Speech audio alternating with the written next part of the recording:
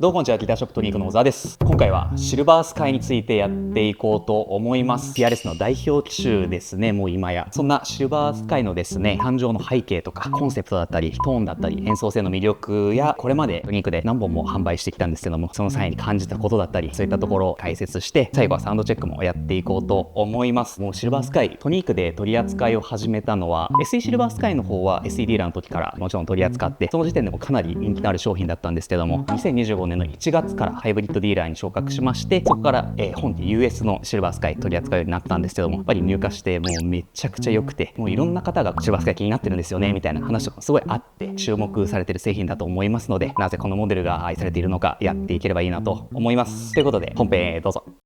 まずはじめにシルバースカイの誕生の背景についてやっていこうと思います。2014年頃ですね、ジョン・メイヤー氏がですね、長年のパートナーだったフェンダーとの契約を終了しまして、フェンダーで実現できなかった理想的なストラト像を求めていたんですね。その際に連絡を取ったのが PRS 社だったという風な話で、そうして PRS と共同で理想的なギターの制作を進めていくんですけども、ただ依頼して制作するっていう風な方式ではなくてですね、代表のポール・リード・スミス氏とジョン・メイヤー氏が直接ディスカッションを行って、でネックの形状とかピックアップとか塗装、回路などなどですね、本当に細部まで突き詰めた開発方法をとっておりました。でその開発期間はですね、2年半ということでかなりの歳月を費やして制作されておりますね。そんな感じで制作される、理想的なギターなんですけども、1963年から64年のストラトキャスターを尊重しておりまして、ただ現代に通用する精度だったりとかサウンドとか安定性とかを非常に追求したモデルとなっておりますね。ジョン・メイヤー氏の感性と PRS の工学的アプローチを融合してクラシックなモデルの再現ではなくて、新しい基準となる現代のギターを目指したというふうな話です。そして、2018年に満を持してリリースされまして、世界中でもめちゃくちゃ話題になり、2025年現在も販売され続けているというふうな歴史ですね。でこちらのシルバースカイなんですけども、一応そのジョン・メイヤー氏のシグネチャーモデルというふうな括りではあるんですが、あえてギターの前面にジョン・メイヤーの名前を出さないっていうふうな方式を取ったみたいで、ジョイントプレートのところにジョン・メイヤーモデルっていうふうなのとジョン・メイヤーのサインが入っているんですけども、あえてボディのトップとかには名前を入れなかったということで、世界中のプレイヤー全員のシグネチャーモデルになってほしいというふうな願いが込められているみたいですね。ざっくりこんな感じです。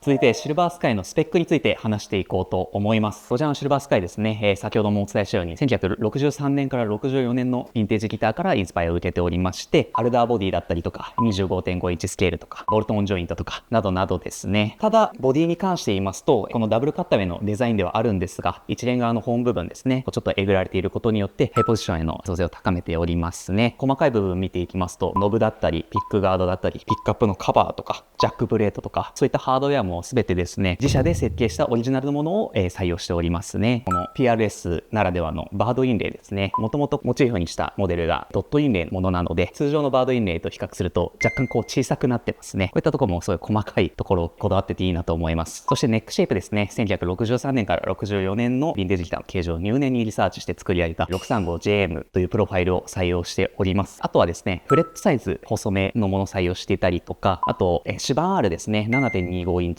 というところで非常にヴィンテージフェンダーに近いスペックを持ってはいるんですけども、現行かなり抑えても全然音詰まりがしないです。やっぱりこれに関してはフレットワークだったりとか、そういった処理の精密さっていうところが気にしているものなのかなと思いますね。そしてピックアップですね。こちらのシルバースカイのためだけに制作されたという 635JM ピックアップが搭載されております。シングルコイルのピックアップなんですけども、非常にきらびやかでエッジの効いたサウンドが特徴的なんですが、やはり高音域がかなり出過ぎて耳に痛いみたいなっていうのがあったりするんですけども、この 635JM に関してはそこがきらびやかさもちゃんとありつつ耳にも痛くないっていう風な非常にバランスのいいサウンドを出力しますね。今現代って様々な楽器が一つの楽曲の中に入ってまして、その中でもちゃんと前に出てくれるサウンドというか、いい意味ですごいバランスが取れてる、現代の音楽にもマッチするようなサウンドに仕上がってるんじゃないかと思いますね。そしてコントロールがですね、1ボリューム2トーン、そして5ウェイのセレクターです。このトーン2つなんですけども、オーソドックスなヴィンテージギターですとボリューム、フロントトーン、センタートーンっていう風な形なんですけども、シルバースカイの場合はですね、こちらリアトーンもちゃんと効くようになっております。そして5ウェイセレクターなんですけども、フロントとセンターのミックス、セセンターとリアのミックス、リアという風な5種類のサウンド出せるんですけども、それぞれがちゃんと個性があってというか、特徴があって、かつ使えるようなサウンドになっていると思いますね。捨て音がないというか、この部分使わないなみたいなのがないですね。このサウンドのキャラクターがそれぞれはっきりしててめちゃくちゃいいと思います。で、とある話によると、ジョン・メイヤーがですね、使用している64年のストラトですと、基本的にトーンは5の位置で使用しているみたいで、トーンマックスにしてしまうとかなりキンキンするということで、ちょっと抑えめにしたサウンドが好みとのことで、シルバースカイはですね、そのヴィンテージのトーン5がトーン10になるように設計されているみたいです。なので、ただヴィンテージギターを再現したのではなく、本人が理想としている63年から64年のサウンドを求めているのがわかりますね。そしてヘッドの方を見ていきますと、こちら3対3のヘッドですね。PRS らしいヘッドなんですけども、ちょっと角度がついておりまして、ストリングガイド必要ないですね。で、チューニングマシンがですね、PRS らしいと言いますか、PRS ではよく採用されているこのロック式のチューニングマシン採用されておりますね。弦通して上で締め込んで、固定されてっていう風な形で、チューニングの狂いも非常に少ないですね。そしてヘッドストックですね。通常の PRS のカスタムとかそういったモデルと比較しますと、リバースヘッドになっております。あとペグの位置もですね、互い違いにマウントされているので、これでナットからそれぞれの弦までの距離が通常のカスタムとかそういったモデルとはちょっと異なるような設計になってます。なので、このダブルカットのデザインに PRS ネックをつけたっていう風な感じでは一切なくて、このあたりもちゃんとゼロから設計して作られているっていうのもいいなと思います。そしてブリッジがシングルタイプのトレモロユニットを採用しておりまして、出荷時はですね、あえてベタ付けのセッティングにしてあります。バックパネルないんですよね。で、これもジョン・メイヤーが必要ないっていう風に判断してそうなったっていう風にします。いちいち外してってやる必要ないんじゃないかっていう風な。なのでこのあたりも再現っていうのではなく、この現代の新しいモデルとして開発されてるなっていう風に思います。価格が新品で39万3800円ですね。はい。これだけのアイデアが詰まっていて、アメリカで作っていて、アメリカの木材使って一流の職人さんが作っていて、厳しいクオリティコントロールを行っていて、それでいて40万を切るっていうところ、もちろん高価な部類だとは思うんですけども、選択肢の一つとしてめちゃくちゃありだと思いますね。で、そんな、シルバースカイなんですけども、カラーがですね、結構こういったメタリックのカラーのものが多くてですね、こういったダブルカットへのデザインですと、やっぱりサンバーストフィニッシュをイメージされる方めちゃくちゃ多いとは思うんですが、あえてジョン・メイヤーはサンバーストをラインナップに入れなかったみたいで、理由としてはですね、その1950年代エレキギターが注目され始めたというか、エレキギターが流行り始めた時期はですね、サンバーストカラーってすごい定番で様々な家具だったりとかいろんなものに採用されてたんですけども、このシルバースカイは今を象徴するギターにしたいっていう風な思いがありまして、現代的なメタリックカラーとかソリッドなカラーリングを採用したという風な話を聞いたことがあります。塗装に関してはですね、初期はポリウレタンだったんですけども、2020年からラッカーに変更になりまして、よりヴィンテージのエッセンスが濃くなったかなと思いますね。あとはですね、電装系細かな配慮がありまして、シルバースカイのサウンドとして耳に痛すぎないサウンドっていうのがあったんですけども、最終チェックの段階で少しでも基準からオーバーしていた場合ですね、とある処置を施しまして、サウンドのバランスを整えてから出荷しているみたいです。なのでPRS 全体で言えるんですけども、個体差が少ないとか外れがないとか、そういったところはこういったメーカーさんからの配慮があってこそなんだなと思いますね。うちに入ってきたシルバースカイも本当に個体差がないというか、お客さんとかも結構引き比べたいってなるんですけど、サウンド自体に遜色がないので、最終的にやっぱカラーとかで選ばれる方が多いと思いますね。で、あとはですね、もしジョン・メイヤー自身がライブ会場にこのギターを忘れていってしまったとしても、楽器店で吊るされているシルバースカイをそのままポンって購入して、そのままステージに立てるっていう風なクオリティに仕上がっているみたいです。それが世界中の楽器店で購入できるってめちゃくちゃいいことですよね。なんかアーティストが使用するクオリティのものっていうものがしっかり流通しているっていうところ、めちゃくちゃ嬉しいポイントだなと思いますね。続いて SE シルバースカイについてやっていこうと思います。こちらはですね、2022年に登場したモデルになってまして、先ほどのシルバースカイの設計思想はそのままにですね、より多くのプレイヤーが手に取れる低価格帯で登場しました。製造はですね、インドネシアで行われておりまして、ただ品質管理の基準に関しては US と同等レベルでやっているみたいで、非常に質の高い一本だと思います。で、違いで言うとですね、ボディ材だったりとか、ピックアップ、フレットのサイズ、指板 R とかトレモルユニット、ナットの形とか素材とか、あとペグ、ロッドカバー、バックパネルの有無、導電塗料の有無などなど結構多いんですけども、これが廉価っていう部分なのか、それとも幅広い層が手に取りやすくするためにそのような設計にしたのかっていう風なところがありまして、例えばですけどフレットサイズ少し太めのものにしたりとか、指板 R もややフラットめのものにしたりとか、あとトレモルユニット6点指示から2点指示にしたりとか、ピックアップもちょっとパワフルなものが乗ったりとかっていうところで、目指してるそのサウンドの方向性とかキャラクターみたいなもの、演奏性とかは同じなんですけども、いろんな方が手に取って馴染みやすいようにしたのがこの SE シルバースカイなんじゃないかなと思いますね。で、この SE シルバースカイですね、発売当初からものすごい人気のある機種でして、世界的に品薄になったっていう風な話がありますね。価格は新品で13万5520円ですね。はい。SE で登場したのが2022年なんですけども、実はですね、US のシルバースカイが登場した2018年から構想自体はされていたみたいでですね、なので登場してすぐにもうこういった SE で作ろうってなってるので、PRS 的にもシルバースカイが世の中に認められるというか、それだけ PRS 社がシルバースカイにいかに自信を持っていたかっていうのがわかりますよね。こちらの SE シルバースカイと US のシルバースカイでどこが違うのかとか、サウンドどう違うのか、ものすごい細かく解説している動画ありますので、よろしければそちらもチェックしてみてください。そんな感じでシルバースカイについて語ってきたんですけども、スペックやら歴史やらいろいろありますが、どんな音がするのかっていうところですね、いつも通りクリーンとクランチとドライブでやっていこうと思います。ということで音聞いてみてください。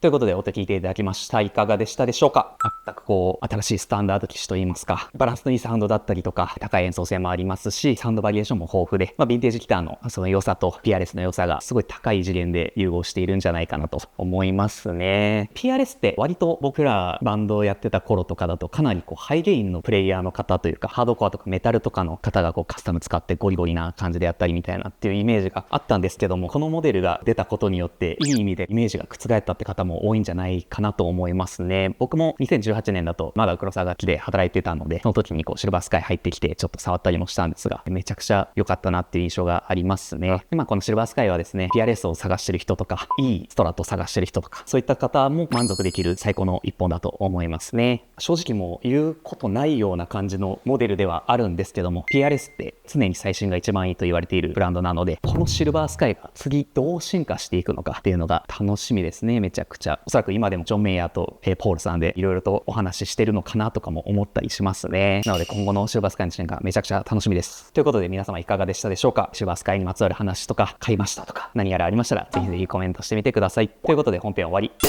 シルバースカイめちゃくちゃいいめちゃくちゃいいみたいな感じで言ってるんですけども、とにかく今スタッフ4人いまして、4分の2が一応シルバースカイを持っていて、小沢はちょっと SE なんですけど、もう一人村井っていうスタッフがシルバースカイうちで買ってまして、もう一人田上っていうスタッフがいるんですよ。彼もシルバースカイ欲しいって言ってて、なので4分の3がシルバースカイを所有する可能性があるんですよ、このトニークのスタッフ内で。それだけ好きなモデルというか、いいなと思ってるモデルで、それをちゃんと取り扱っていて、お客さんにも自分が持ってるんでやっぱいいですよっていう話ができて、それでお客さんも納得して買っていってくれるというか、自分たちがいいなと思って買ったもので、いいなと思って進めてるものがお客さんの手に渡るってめちゃくちゃ嬉しいことだなと思いまして、ただでもそれをできているっていうのは大元がいいものを作ってくれているから、こういったいい流れといいますか、そういったのができてて、めちゃくちゃそういうのっていいなって思いますね。今回、シルバースカイにかなりフォーカス当てたんですけども、他にも紹介してほしいモデルとかありましたらぜひコメントしていただければと思いますね。こういうの知っていくとまたいろいろ楽しめますね。ということでこの動画が面白かったったという方は、いいねとチャンネル登録、高評価よろしくお願いします。いつも見てくださってる皆さん、本当にありがとうございます。感謝しております。Twitter、Instagram、Facebook 各種やっておりますので、そちらもぜひチェック、フォローをよろしくお願いします。横浜市西区平沼 1-4-8 丸山ビル1階ですね。ギターショップと2区営業しておりますので、ぜひ遊びに来ていただければと思います。最後までご視聴いただきありがとうございました。また次回の動画でお会いしましょう。バイバイ。